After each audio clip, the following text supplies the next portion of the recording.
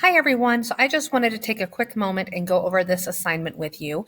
This is a review assignment. So this should be used to help review everything that we have gone over so far.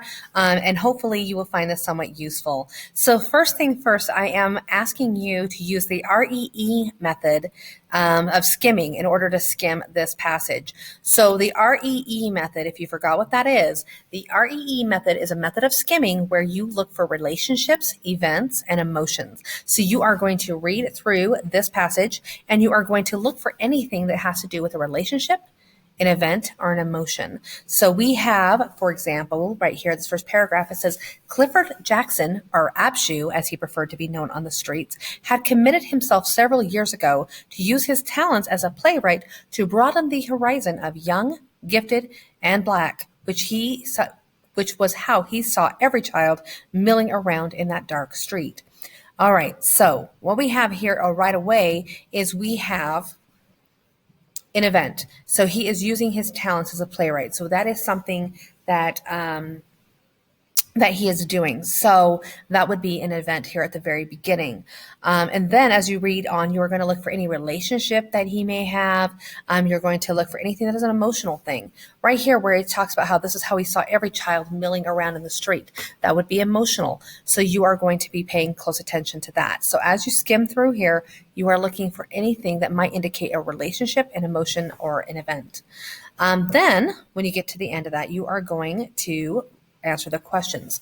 Now, when you get to the questions here, you are going to use what we call the clue method. That is a method that we talked about in the last class.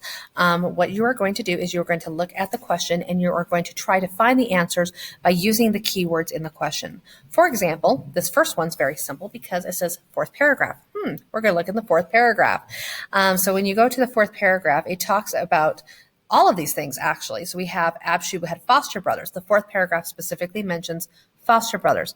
It also mentions that the Masons did maintain an immaculate house. And then it talks about how what he remembered most with his years with the Masons is he remembered not having enough to eat. The only thing it really doesn't establish is how she felt about the location of the house. It does say that she wanted to make sure that everybody knew that the house was located on one street instead of another street because one was more prestigious than the other. Now, that could be an indication of how she felt, but this is not an inference question. This is a detail question. And since this is a detail question, we know that that's probably not going to be the correct answer because we would have to infer that that's how she feels about the place or how she feels about the place is not actually established. All right. So we know that this is actually not a this is not an inference question. This is a detail question. So for that reason, 3 would be the one that is not correct. So you would put 3 as the correct answer for that one.